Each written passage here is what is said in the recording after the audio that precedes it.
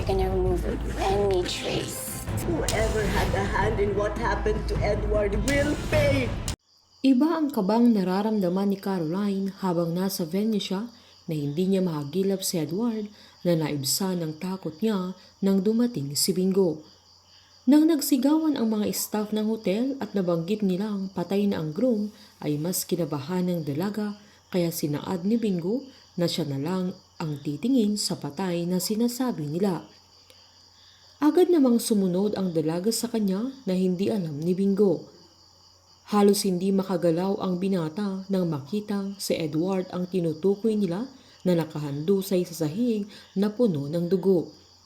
Agad namang nireport ng mga security sa mga pulis ang nangyari.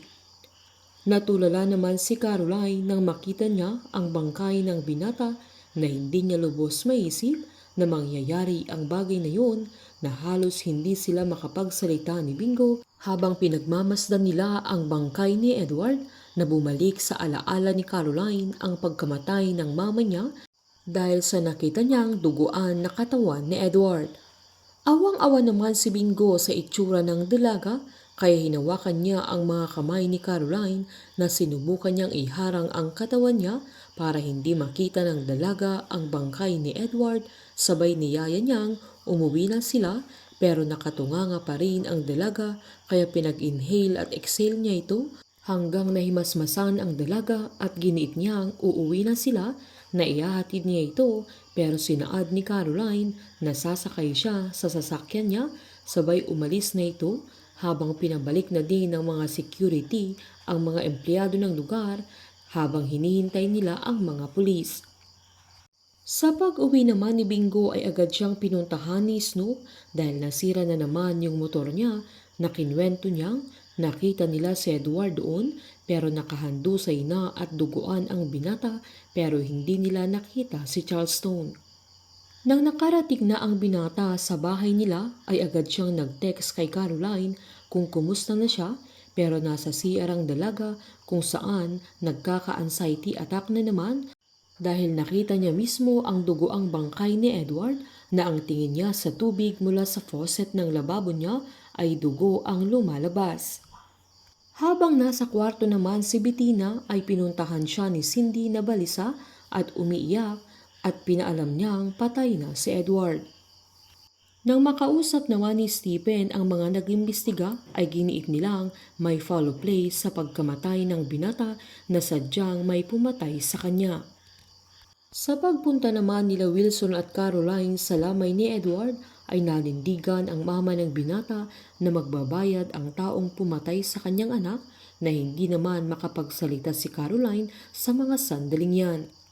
Sa pag-uwi nila Wilson sa bahay nila ay pinagtapat ni Caroline ang natuklasan nila na si Edward ang mastermind sa hacking incident na alam na din yun ni Charleston na baka pinuntahan ng kuya niya si Edward at maaaring siya ang nakapatay sa binata na mas kinatakot ni Wilson. Habang alalang-alala naman si Gina sa madalas na paglabas nila Carlo at Charleston, natakot siyang maulit ang nangyari sa nakaraan na pilit nilang pinagtatakpan ni Cindy. Isa kaya kay Charleston at Carlo ang nakapatay sa mama ni Caroline. Sa araw naman na na-deliver yung wedding gown ni Bettina ay yun din ang araw na tumawag si Edward sa kanya pero pagkatapos nilang nag-usap ay tumawag si Liv kay Bettina. Nang pinuntahan na Irene ang ate niya sa kwarto niya ay wala doon si Bettina, naladatnan niyang ang daming binasag at sinira ng dalaga na halatang nagwala ito. Naunang dumating si Bettina sa venue kung saan takot na takot siyang umalis at dumiretso pa siya sa bar na nahagilap siya ni Bingo pero hindi niya nilapitan lalo't nagmamadali ang binata at hindi siya sigurado kung si Bettina ang nakita niya.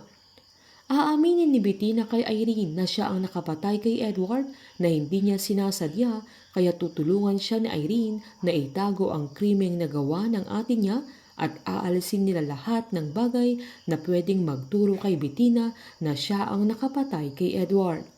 Painit ng painit ang mga tagpo, sabay-sabay po nating subaybayan ang advance episode ng Can't Buy Me Love dito po sa aking channel.